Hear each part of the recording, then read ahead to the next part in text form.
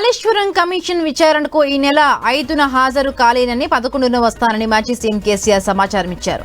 ఆయన అభ్యర్థనను కమిషన్ అంగీకరించింది. కమిషన్ ఇచ్చిన నోటీసుల ప్రకారం ఈ నెల 5నే కేసీఆర్ విచారణకు హాజరు కావాల్సి ఉంది. ఇప్పుడు కొత్త షెడ్యూల్ ప్రకారం 11న కమిషన్ ముందుకు వెళుతూ ఉన్నారు. ఈ నెల 9న హరీష్ రావు కమిషన్ విచారణకు హాజరవుతారు. ఆయన విచారణకు వెళ్లాల్సి ఉండడంతో తెలంగాణ భవన్లో Harish Rao power point presentation వాయిదా పడింది. కాళేశ్వరం అనుబంధ ప్రాజెక్టుల నిర్మాణాల్లో అవినీతి జరిగిందన్న ఆరోపణలపై జస్టిస్ పిసి ఘోష్ నేతృత్వంలో కాళేశ్వరం కమిషన్ ఏర్పాటైంది. ప్రాజెక్టు నిర్మాణ సమయంలో సీఎంగా ఉన్న కేసీఆర్తో పాటు ఇరిగేషన్ మంత్రిగా పనిచేసిన హరీష్ రావు, ఆర్థిక మంత్రిగా పనిచేసిన ఈటెల రాజేందర్ను కూడా కమిషన్ నోటీసులు ఇచ్చింది.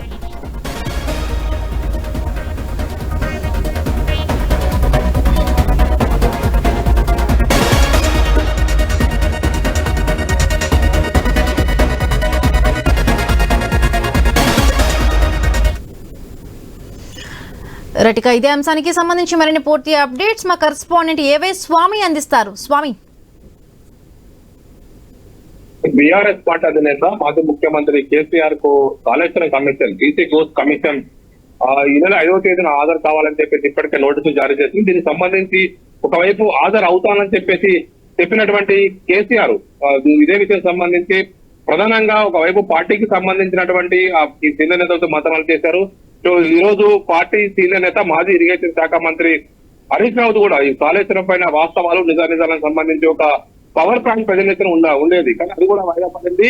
5వ తేదీన హాజరు కాలేదు. మరొక చెప్పేసి కేసీఆర్ కాళేశ్వరం కమిషన్ కు కోరినట్టుగా తెలుస్తుంది. దీంతో 11వ తేదీన హాజరు కావడానికి కాళేశ్వరం కమిషన్ సూచించినట్టు తెలుస్తుంది. దీంతో దానికి సంబంధించిన విషయంలో ఇప్పుడు బీఆర్ఎస్ పార్టీ కూడా చర్చ కొనసాగుతుంది. 5వ తేదీన కేసీఆర్, 6వ తేదీన ఈటెల రాజేందర్, 9వ తేదీన హరీష్ రావు హాజరు కావాల్సి ఉండేది. కానీ ఈ కాళేశ్వరం కమిషన్ సంబంధించినటువంటి అవకతవకల విషయంలో రాష్ట్ర ప్రభుత్వం అధికారంలోకి రాగానే పినాకిని ఘోష్ ఆధ్వర్యంలో కాళేశ్వరం పైన నిజానిజాలు తెలుసుకోవడం కోసం ఈ కమిషన్ ఏర్పాటు చేసింది. కమిషన్ ఇప్పటికే చాలా మంది దాదాపు 100 మందికి పైన ఇంజనీర్లను వివిధ సంస్థలను కూడా ఇప్పటికే విచారించింది. విచారణ ముగింపు దశకు చేరుకుంటున్న సమయంలో ఒకవైపు కాళేశ్వరం కమిషన్ సంబంధించినటువంటి గడువును మరో 2 నెలలు పొడిగిస్తూ రాష్ట్ర ప్రభుత్వం నిర్ణయం తీసుకుంది. ఈ లోపు కేసీఆర్ ని కాళేశ్వరం కమిషన్ ముందు హాజరు కావాలని చెప్పేసి కూడా వారంతా కూడా ఒక దీనికి సంబంధించి కోరినట్టుగా తెలుస్తుంది.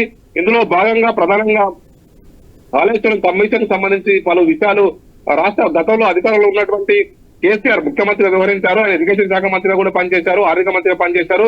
అంతకుముందు 2014లో అధికారంలోకి వచ్చిన తర్వాత తొలి దఫాలో పార్టీకి సంబంధించినటువంటి సీనియర్ నాయకులు హరీష్ రావు ఇరిగేషన్ శాఖ మంత్రిగా వ్యవహరించారు. అప్పుడే కాళేశ్వరం ప్రాజెక్టు సంబంధించిన కీలకంగా ఆయన వ్యవహరించారు. ఆయన సమయంలోనే కాళేశ్వరం పనులు కీలక పనులు కూడా కొనసాగాయి.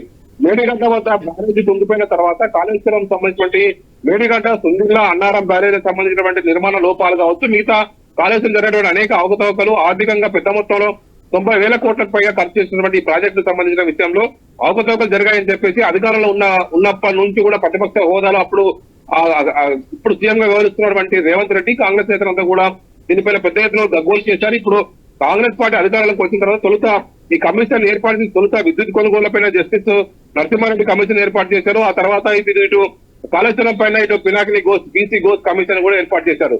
ఈ రెండింటికి సంబంధించిన విషయంలో ఒకవైపు గతంలో విద్యుత్ కొనుగోలుకు సంబంధించిన అవకతవకల పైన కూడా జస్టిస్ ఒకవైపు నరసింహారెడ్డి కమిషన్ ముందుకు కేసీఆర్ హాజరు కాలేదు, కేవలం లేఖ రాశారు. దానిపైన లీగల్ కూడా ఫైట్ చేశారు. కానీ ఇప్పుడు కాళేశ్వరం కమిషన్ సంబంధించి పెద్ద ఎత్తున కూడా కాళేశ్వరం కమిషన్ సంబంధించిన విషయంలో గత ప్రభుత్వం పెద్ద ఎత్తున కూడా తెలంగాణలో లక్షలాధికారులు నీరు అందించడం కోసం చేపట్టినటువంటి ఈ కమిషన్ ఒకవైపు ఈ ప్రాజెక్టు జరిగిన అవకతవకలపైన గుర్తించడం కోసం వీళ్ళంతా ఏర్పాటు చేశారు.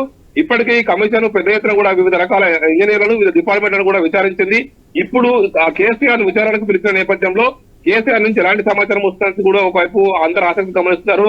గతంలో ఆర్థిక శాఖ మంత్రిగా పనిచేసి ఇప్పుడు బీజేపీ ఎంపీగా, మల్కాజ్గిరి ఎంపీగా ఉన్నటువంటి ఈటెల రాజేందర్ కూడా ఈ కమిషన్ ఇప్పుడు మరోసారి నోటీసులు ఇచ్చి పిలిచింది. దీంతో ఈటెల రాజేందర్ కూడా హాజరు కానున్నారు. మొత్తానికి ఇటు మాజీ ఇరిగేషన్ శాఖ మంత్రిగా హరీష్ రావు, ఇటు మాజీ ముఖ్యమంత్రిగా కేసీఆర్, ఇటు మాజీ ఆర్థిక శాఖ మంత్రిగా ఈటెల రాజేందర్ కూడా హాజరు కాబోతున్నారు.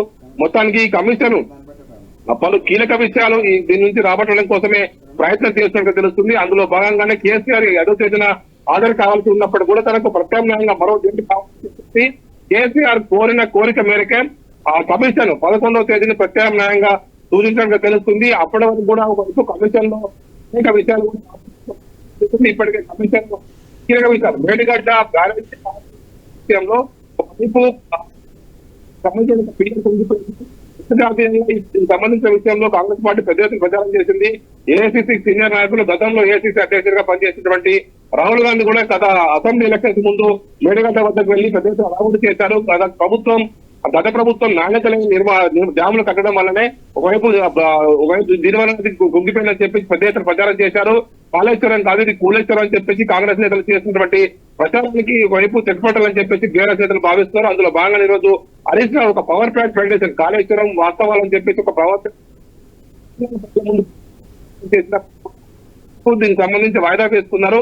దీంతో ఈ నెల 5వ తేదీన హాజరు కావాల్సినటువంటి కేసీఆర్ 11వ తేదీన హాజరవుతారని చెప్పేసి కూడా ఒకవైపు ఇప్పటికే కమిషన్ కు సూచించారు. Geetha right, thank you Swamy, thanks for the updates.